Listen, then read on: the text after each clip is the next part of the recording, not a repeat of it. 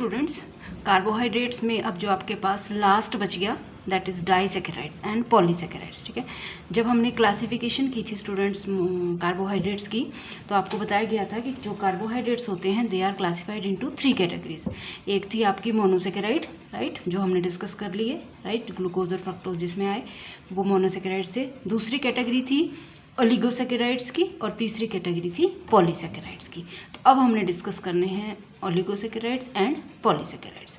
आपको बताया गया था कि जो ओलिगोसैकेराइड्स होते हैं they are the carbohydrates which contain 2 to 9 monosaccharide units. ठीक है, तो अगर 2 मोनोसैकेराइड यूनिट होंगी किसी कार्बोहाइड्रेट में तो आप उसको डाइसैकेराइड बोलोगे, अगर 3 मोनोसैकेराइड यूनिट्स होंगी तो आप उसको ट्राइसैकेराइड बोलोगे एंड सो ऑन, राइट। तो जब 2 से 9 मोनोसैकेराइड यूनिट्स हों तो उनको बोला जाता है ओलिगोसैकेराइड्स। तो मैंने आपको बता दिया ओलिगोसैकेराइड में अगर 2 मोनोसैकेराइड यूनिट्स हैं तो आप उनको क्या बोलते हैं, डाइसैकेराइड्स। तो वो आपके सिलेबस में है। ओलिगोसैकेराइड की जो कैटेगरी है disaccharide that is in your syllabus. ठीक है स्टूडेंट्स, तो वो डिस्कस करना है आपने। तो व्हाट आर disaccharides?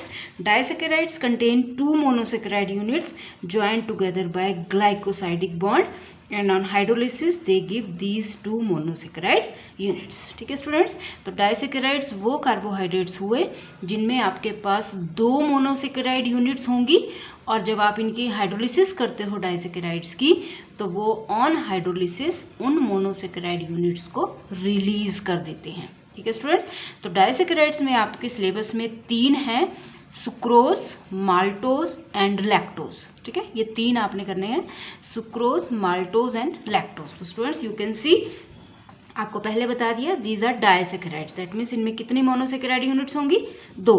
अब ये देख लो, सुक्रोज की जो 2 मोनोसैकेराइड यूनिट्स हैं वो हैं ग्लूकोज एंड फ्रक्टोज। इस तरह से माल्टोज की 2 मोनोसैकेराइड यूनिट्स हैं, दोनों ही ग्लूकोज, और लैक्टोज की मोनोसैकेराइड यूनिट्स हैं ग्लूकोज एंड गैलेक्टोज। तो यू कैन सी जितने भी डाइसैकेराइड्स होते हैं उनमें 2 मोनोसैकेराइड यूनिट्स होती हैं। इसका मतलब जब मैं सुक्रोज की हाइड्रोलिसिस करूंगी तो क्या रिलीज होगा, ग्लूकोज एंड फ्रक्टोज। जब माल्टोज की हाइड्रोलिसिस की जाएगी तो 2 मॉलिक्यूल्स ग्लूकोज के रिलीज होंगे। सिमिलरली जब लैक्टोज की हाइड्रोलिसिस की जाएगी तो आपके पास रिलीज होंगे ग्लूकोज एंड गैलेक्टोज। ठीक है स्टूडेंट्स, तो अब आपके सिलेबस में इनका कुछ भी नहीं है, सिर्फ आपके सिलेबस में इनका स्ट्रक्चर है स्टूडेंट्स। तो आपने इनका स्ट्रक्चर्स ड्रॉ करने की प्रैक्टिस करनी है। मैं आपको यहाँ पे बता दूंगी कि कैसे आपने इनके स्ट्रक्चर्स ड्रॉ करने हैं। ठीक है, तो आपने इनकी बार बार ड्रॉ करने की कोशिश करनी है। ठीक है, अगर आपने प्रॉपर्टीज इनकी पढ़नी है तो you can read them in the book, वो आपकी बुक में दी हैं but they are not in your syllabus. आपके सिलेबस में सिर्फ इनके स्ट्रक्चर्स है, सुक्रोज, माल्टोज एंड लैक्टोज के।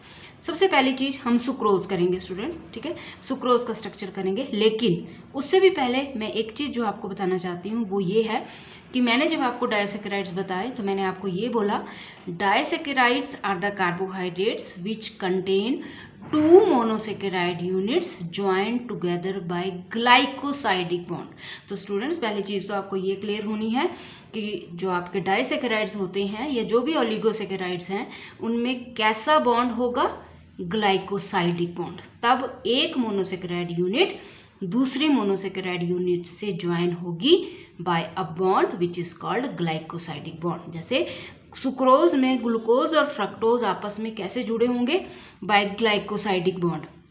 सिमिलरली माल्टोज में 2 ग्लूकोज के मॉलिक्यूल भी एक दूसरे से ग्लाइकोसाइडिक बॉन्ड से जुड़े होंगे। लैक्टोज में भी ग्लूकोज और गैलेक्टोज एक दूसरे से ग्लाइकोसाइडिक बॉन्ड से जुड़े होंगे। तो सबसे पहले हम ये करेंगे कि व्हाट इज ग्लाइकोसाइडिक बॉन्ड और उसके बाद फिर हम स्ट्रक्चर्स डिस्कस करेंगे स्टूडेंट्स इनके। तो ये देखो, आपको अगर ग्लाइकोसाइडिक बॉन्ड एक्सप्लेन करना है कि क्या होता है ग्लाइकोसाइडिक बॉन्ड स्टूडेंट्स, तो आपने सिंपल सा क्या लिया, मैं बिल्कुल सिंपल तरीके से आपको बता रही हूँ। आपने ग्लूकोज की 2 यूनिट्स ली, ठीक है, आपने एक मॉलिक्यूल ग्लूकोज का ये लिया।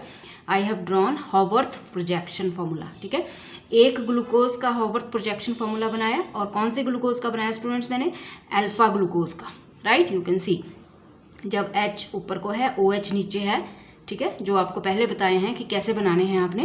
आपने हॉवर्थ प्रोजेक्शन फॉर्मूला बनाया एक ग्लूकोज का which is alpha D glucose.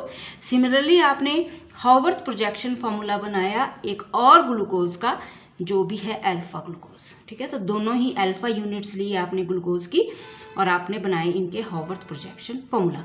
तो मैं क्या बताना चाहती हूँ आपको, व्हाट इज ग्लाइकोसाइडिक बॉन्ड, कि कैसे एक ग्लूकोज दूसरे ग्लूकोज से जुड़ेगा, क्योंकि जब एक ग्लूकोज दूसरे ग्लूकोज से जुड़ेगा तो बनेंगे डाइसैकेराइड्स। जब दो मोनोसैकेराइड्स आपस में जुड़ेंगे तब बनेगा डाइसैकेराइड्स। तो ये कैसे जुड़ेंगे स्टूडेंट्स, ये देखो आपके बिल्कुल सामने है। आपने अल्फा ग्लूकोज का स्ट्रक्चर बनाया, आपने अल्फा ग्लूकोज का स्ट्रक्चर बनाया, एक अल्फा ग्लूकोज का OH पार्ट और दूसरे अल्फा ग्लूकोज का H आपस में जुड़ेंगे। जब ये क्लोज आएंगे तो there is loss of water. You can see OH और H आपस में जुड़ के काय का लॉस करेंगे, वाटर का।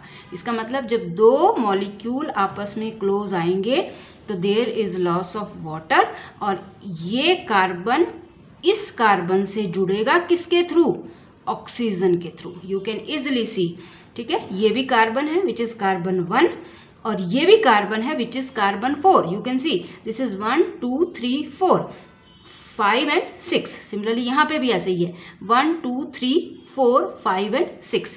तो इसका मतलब क्या हुआ कि एक ग्लूकोज दूसरे ग्लूकोज के कार्बन से जुड़ेगा, एक का फर्स्ट कार्बन दूसरे का फोर्थ कार्बन, वो आपस में जुड़ेंगे और कौन सा बॉन्ड बनेगा, COC, क्योंकि बॉनी का हो गया है लॉस। OH यहाँ से चला गया, H यहाँ से चला गया, तो आपके पास बचा सिर्फ इस कार्बन का O। तो ये कार्बन और ये कार्बन आपस में जुड़ेंगे थ्रू O और उस बॉन्ड को बोलते हैं आप ग्लाइकोसाइडिक बॉन्ड। तो स्टूडेंट्स ये दिखाया है आपको यहाँ पे ग्लाइकोसाइडिक बॉन्ड।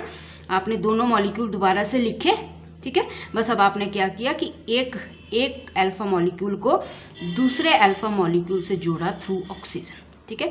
तो this is carbon and this is oxygen which you can C, this is glycosidic bond. तो सबसे पहले तो आपको ये क्लियर होना चाहिए कि मोनोसैकेराइड्स आपस में जुड़ेंगे डाइसैकेराइड बनाने के लिए ग्लाइकोसाइडिक बॉन्ड से।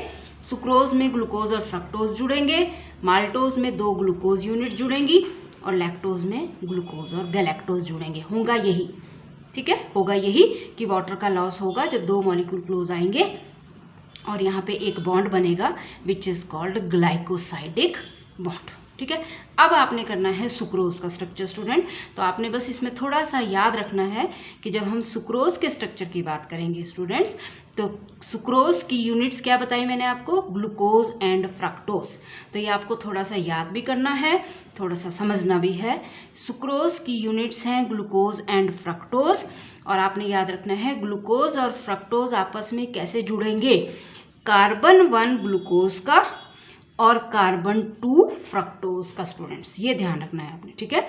ग्लूकोज का कार्बन 1 और फ्रक्टोज का कार्बन 2 आपस में जुड़ेंगे और तब कौन सा बॉन्ड बनेगा, ग्लाइकोसाइडिक बॉन्ड। तो carbon 1 of glucose comes in contact with carbon 2 of fructose और then is formation of glycosidic linkage। और लिंकेज भी कैसी होगी, ये अल्फा बीटा लिंकेज। तो यहाँ से आपको क्लियर होना चाहिए अल्फा बीटा लिंकेज का मतलब क्या हो गया कि जो आपने ग्लूकोज लेना है उसकी आपने अल्फा यूनिट लेनी है स्टूडेंट्स, और जो आपने फ्रक्टोज लेना है उसकी आपने बीटा यूनिट लेनी है। आपको बताया गया है कि ग्लूकोज है चाहे फ्रक्टोज है, दोनों के ही 2 एनोमर्स बनते हैं। ग्लूकोज का भी अल्फा डी ग्लूकोज बनता है और बीटा डी ग्लूकोज बनता है। सिमिलरली फ्रक्टोज का भी अल्फा डी फ्रक्टोज बनता है और बीटा डी फ्रक्टोज बनता है, ठीक है स्टूडेंट्स। तो सुक्रोज में आपने अल्फा बीटा लिंकेज याद रखनी है। Alpha beta linkage means glucose की अल्फा यूनिट और फ्रक्टोज की बीटा यूनिट। ग्लूकोज का कार्बन 1 फ्रक्टोज का कार्बन 2 आपस में जुड़ेंगे थ्रू ग्लाइकोसाइडिक बॉन्ड, ठीक है स्टूडेंट्स। तो अब ये देखो आप कि किस तरह से आपने फ्रक्टोज का स्ट्रक्चर बनाया, ठीक है स्टूडेंट्स। तो ये देखो आपने क्या लिया स्टूडेंट्स, आपने ग्लूकोज की अल्फा यूनिट ली, आपको स्ट्रक्चर ड्रॉ करने बताए गए हैं। अल्फा डी प्लस ग्लूकोज का क्या स्ट्रक्चर होता है स्टूडेंट्स, मैंने इसको क्या लिखा है, अल्फा डी प्लस ग्लूकोपाइरेनोज, जो आपको पहले बता चुकी हूँ। क्योंकि ये कैसा स्ट्रक्चर बन रहा है, 6 मेंबर्ड, ठीक है, बिकॉज इट इज 6 मेंबर्ड। तो इसको किससे कंपेयर किया गया है, पाइरान से, तो मैंने इसको क्या बोला, ग्लूकोपाइरेनोज, ठीक है स्टूडेंट्स। तो ये बन गया आपका अल्फा डी ग्लूकोपाइरेनोज। आपने अल्फा यूनिट ली ग्लूकोज की, ठीक है। अल्फा स्ट्रक्चर आपको बताया है जिसमें OH ग्रुप आपका राइट साइड को होता है और H आपका लेफ्ट साइड को होता है, ठीक है। तो अभी आप ये मान के चलो कि यहाँ पे OH है, ठीक है, तो ये अल्फा है। और उसी तरह से अब फ्रक्टोज की आपने कौन सी यूनिट लेनी है, आपको पहले बता दिया अल्फा बीटा लिंकेज है, फ्रक्टोज की आपने बीटा यूनिट लेनी है स्टूडेंट्स। और आपको थोड़ा सा ये याद रखना है जब आपको स्ट्रक्चर्स बताए गए हैं, अल्फा यूनिट में आपका OH ग्रुप राइट साइड को होता है, बीटा यूनिट में OH ग्रुप लेफ्ट साइड को होता है, ठीक है। और दूसरी चीज़ यहाँ पे मैंने लिखा है बीटा डी फ्रक्टोफर्नोज, ठीक है। तो वो आपको मैंने कल भी बताया था कि इसको फ्यूरेनोज क्यों बोला, क्योंकि यहाँ पे मैंने कैसी मेंबर्ड रिंग बनाई है स्टूडेंट्स, 1 2 3 4 5। इसका मतलब मैंने इसको किससे कंपेयर किया है, फ्यूरान से, तो मैंने इसको बोला फ्रक्टोफ्यूरेनोज। It is dextrorotatory, it is लिवोरोटेटरी, वो आपको पता ही है, glucose is dextrorotatory, fructose is लिवोरोटेटरी, दोनों ही डी कन्फिग्रेशंस में है। तो ये देखो आपको, ये आपने अल्फा ली, आप ये मान के चलो कि यहाँ पे OH ग्रुप है राइट साइड को। सिमिलरली बीटा यूनिट ली, आप ये मान के चलो कि इसमें भी इसमें लेफ्ट साइड को OH होगा, ठीक है। बीटा में किस साइड को होगा OH, लेफ्ट साइड को। तो ये इसका कार्बन 1 इसके कार्बन 2 से जुड़ेगा स्टूडेंट्स। तो आप देख सकते हो इसका OH इसका OH, किसका लॉस हो गया, वाटर का, और ये बन गई आपके पास लिंकेज, जिसको आप कैसे लिंकेज बोलते हो, ग्लाइकोसाइडिक लिंकेज, COC, ठीक है। वही बताइए आपको, वहाँ हॉवर्थ से बताई थी, यहाँ फिशर प्रोजेक्शन फॉर्मूले से बताइए आपको।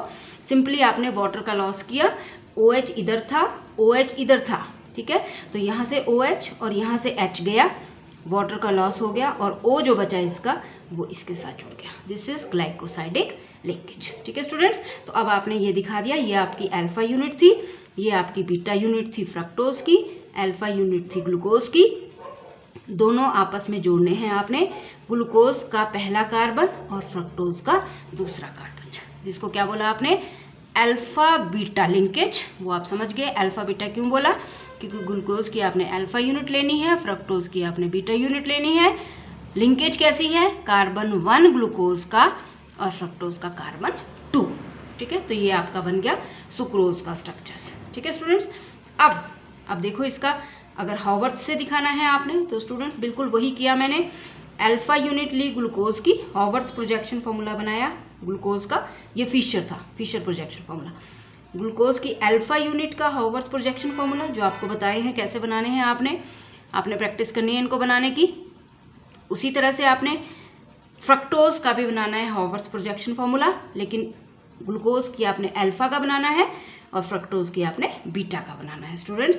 तो आपके सामने है, इसको मैं क्या बोलूँगी, इसको मैं बोलूँगी क्योंकि इट इज 6 मेंबर्ड, तो इसको मैं बोलूँगी ग्लूकोपाइरेनोज, और इसको मैं क्या बोलूँगी, फ्रक्टोफ्यूरेनोज, क्योंकि ये 5 मेंबर्ड है, फ्यूरान है, ठीक है। तो ये इसकी ग्लूकोज यूनिट है, ये इसकी फ्रक्टोज यूनिट है स्टूडेंट्स। हमेशा दिस इज कार्बन 1, ठीक है, this carbon is carbon 1, this is 2 3 4 5 and 6। इसी तरह से इसमें कौन है, इसमें आपका कार्बन 1 ये है, ठीक है, क्योंकि ये बीटा यूनिट है। तो OH देखो, अल्फा यूनिट में OH निचली साइड को है, ठीक है, ये वाले कार्बन का, बाकी सब सेम है। अल्फा कार्बन में H ऊपर है, OH निचली साइड आएगा, जब आप स्ट्रक्चर बनाएंगे वो मैंने आपको बता दिया था।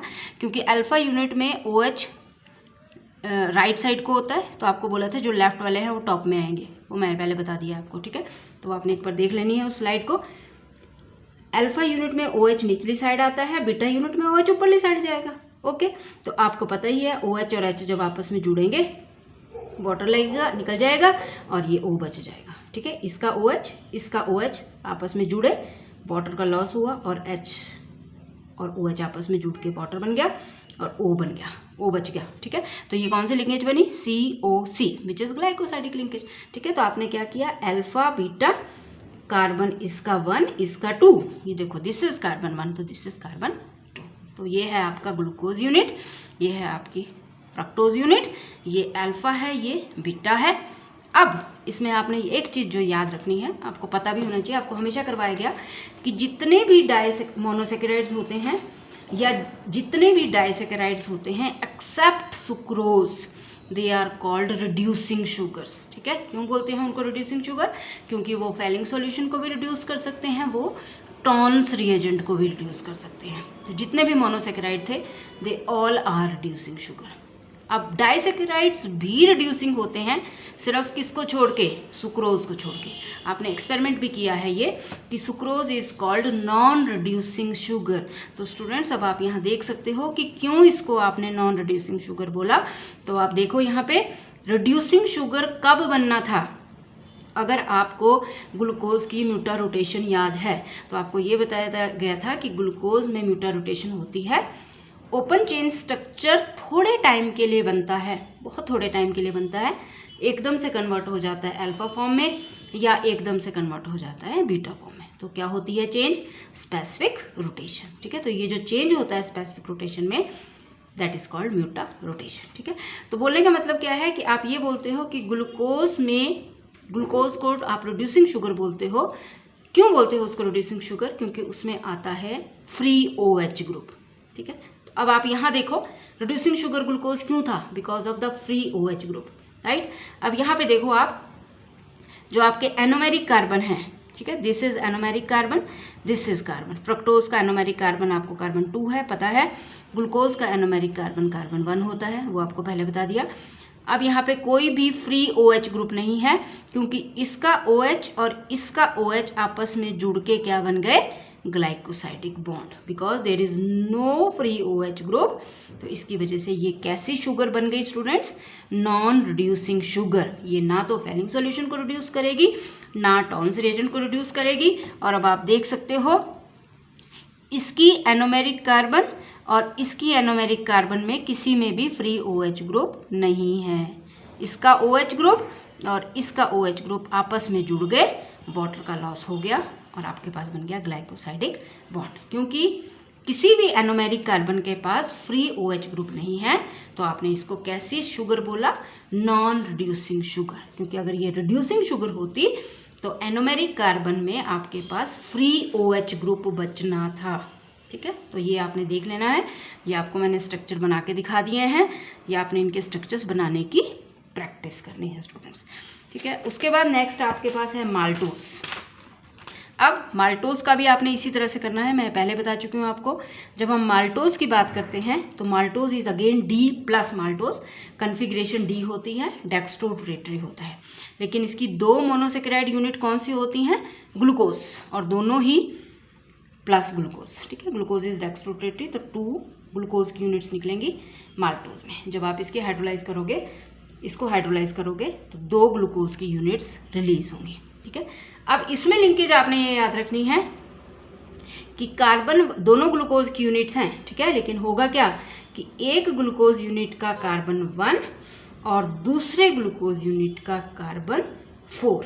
ठीक है स्टूडेंट्स, और दोनों ही ग्लूकोज यूनिट्स आपने याद रखनी है। कौन सी लेनी है आपने स्टूडेंट्स, अल्फा। ये आपने ध्यान रखना है, इसमें दोनों ही अल्फा होंगी। तो आपने ये देखो, एक ग्लूकोज यूनिट अल्फा ले ली, दूसरी ग्लूकोज यूनिट भी अल्फा ली है स्टूडेंट्स। फिशर प्रोजेक्शन फार्मूलाज बनाए हैं आपने, alpha glucose unit, alpha glucose unit. लेकिन यहाँ पे आपने किसको जोड़ना है, कार्बन 1 एक का, कार्बन 4 दूसरे से। तो इसका कार्बन 1 ये है स्टूडेंट्स, ठीक है, और इसका कार्बन 1 ये है, इसका कार्बन 4 ये है। ठीक है, सिमिलरली इसका कार्बन 1 ये है और इसका कार्बन 4 आपके पास ये है। ठीक है स्टूडेंट्स, तो ये तो आपस में जुड़ गए हैं, राइट। तो इसका मतलब इसका कार्बन 1 लोगे आप और इसका कार्बन 4 लोगे। ठीक है, उल्टा नहीं कर सकते क्योंकि इसका कार्बन 1 पहले ही जुड़ चुका है कार्बन 5 के साथ। ठीक है, इसका कार्बन 1 कार्बन 5 के साथ जुड़ा है, जो आपको पता है साइक्लिक रिंग स्ट्रक्चर। ठीक है, तो आपने क्या किया, इसका कार्बन 4 लिया और इस ग्लूकोज यूनिट का कार्बन 1 लिया आपने। ठीक है, तो कार्बन 1 आपने कुछ नहीं किया, अल्फा यूनिट बनाई है और अल्फा यूनिट बनाई है, आप बना के देखना। ठीक है, और वो आपको पता ही है कि जब ग्लाइकोसाइडिक बॉन्ड बनेगा तो एक पार्ट का OH दूसरे पार्ट के OH के साथ रिएक्ट करेगा, वाटर का लॉस होगा और O बचेगा। ठीक है, तो वो O जुड़ेगा आपस में, राइट। तो इसका कार्बन 4 और इसका कार्बन 1 इस तरह से आपस में जुड़े। ठीक है, तो ये आपके पास कौन सी लिंकेज बन गई स्टूडेंट्स, ग्लाइकोसाइडिक लिंकेज। ठीक है, O दिखाना है आपने, O रह गया था, राइट। तो इसका OH और इसका OH आपस में जुड़ रहे हैं, इसमें भी OH है एक। ठीक है, इसका OH इस साइड को है, इसका OH इस साइड को है, ये आपस में जुड़े, वाटर का लॉस हुआ और O बच गया। ठीक है। तो ये ग्लाइकोसाइडिक लिंकेज बनी। ये वाला जो O है that is showing glycosidic linkage, और ये वाले जो O है वो आपको पता ही है साइक्लिक हेमी एसिटल स्ट्रक्चर्स, ठीक है। तो अब आपके पास एक ग्लूकोज यूनिट ली अल्फा, दूसरी ग्लूकोज यूनिट भी ली अल्फा। पहले अल्फा का हेमी एसिटल स्ट्रक्चर बना लिया साइक्लिक स्ट्रक्चर, दूसरी अल्फा का भी हेमी एसिटल स्ट्रक्चर बना लिया, लेकिन फिर आपने एक की कार्बन 1 को दूसरे की कार्बन 4 से जोड़ना है बाय ग्लाइकोसाइडिक बॉन्ड। वो आपको पता ही है, एक का OH दूसरे के OH से रिएक्ट करेगा, वाटर का लॉस होगा और O रहेगा। तो ये जो लिंकेज है COC, this is called glycosidic bond. अब इसमें मैं जो इस ग्लूकोज यूनिट को बना रही हूँ स्टूडेंट्स, इसको मैं रिड्यूसिंग यूनिट बोल रही हूँ। इसका मतलब क्या हो गया कि ये फेलिंग सॉल्यूशन को भी रिड्यूस कर सकती है, टॉन्स रिएजेंट को, लेकिन इसको मैं क्या लिख रही हूँ, नॉन रिड्यूसिंग यूनिट। तो आप खुद देख सकते हो कि क्यों, अभी मैंने आपको बताया इसको मैं रिड्यूसिंग यूनिट क्यों बोलूँगी, क्योंकि इसका एनोमेरिक कार्बन है ये, ठीक है, दिस इज एनोमेरिक कार्बन, तो ये इसमें फ्री OH ग्रुप है, तो ये रिड्यूसिंग है। इसमें भी एनोमेरिक कार्बन यही है, क्योंकि ये भी ग्लूकोज है, ये भी ग्लूकोज है। इसका एनोमेरिक कार्बन ये है, तो इसमें फ्री OH ग्रुप नहीं बचा है, क्योंकि इसका OH ग्रुप इसके साथ जुड़ गया, ठीक है।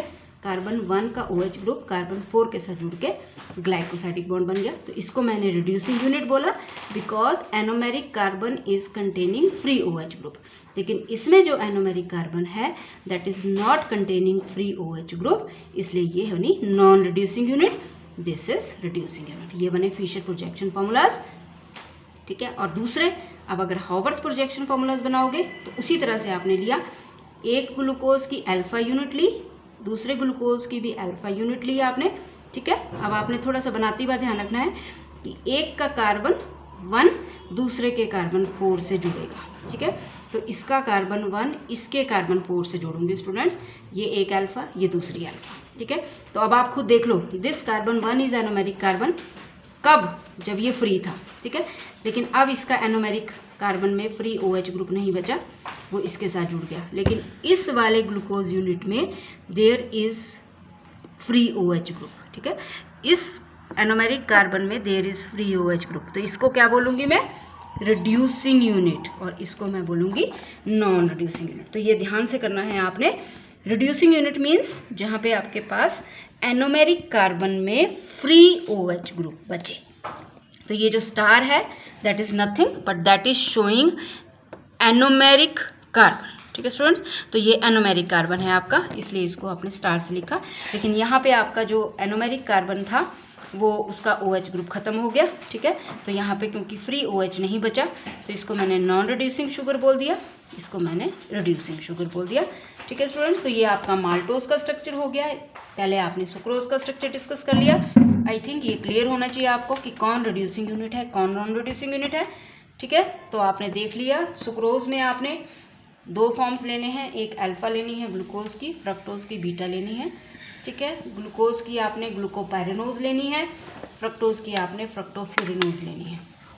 वहाँ आपने पहले को दूसरे से जोड़ना है। यहाँ पे आपने दोनों ही अल्फा यूनिट्स लेनी है ग्लूकोज की, पायरेनोज ही लेनी है दोनों, बस फ़र्क क्या है, कार्बन 1 एक का, कार्बन 4 दूसरे से, ठीक है। कौन रिड्यूसिंग है कौन नॉन रिड्यूसिंग है वो आप देख सकते हो इजीली। वो सुक्रोज इज नॉन रिड्यूसिंग, लेकिन इसमें आपके पास एक रिड्यूसिंग यूनिट बनी, एक नॉन रिड्यूसिंग। तो ओवरऑल आप ये बोलोगे कि maltose is a reducing sugar, ठीक है। उसके बाद लैक्टोज बच गया तीसरा आपके पास स्टूडेंट्स, एक सुक्रोज हो गया, एक माल्टोज हो गया, एक लैक्टोज। ये आपने खुद करना है, ठीक है, मैंने पहले बता दिया। लैक्टोज में कौन सी ग्लूकोज यूनिट्स हैं आपके पास, 2 monosaccharide units, glucose and galactose, ठीक है। तो इन दोनों को ज्वाइन करना है आपने बाय ग्लाइकोसाइडिक बॉन्ड, ये आपने खुद करना है, ठीक है। तो जो आप जो भी असाइनमेंट्स बना रहे हो उसमें आपने सुक्रोज का स्ट्रक्चर ड्रॉ कर लिया, समझ के करना है, माल्टोज का भी स्ट्रक्चर ड्रॉ कर लिया, और उसके बाद आपने खुद करना है लैक्टोज का स्ट्रक्चर, ठीक है। तो ये पूरी तरह से ड्रॉ करना है, पहले फिशर प्रोजेक्शन फार्मूलाज की फॉर्म में ड्रॉ करना है और फिर हावर्थ प्रोजेक्शन फार्मूला।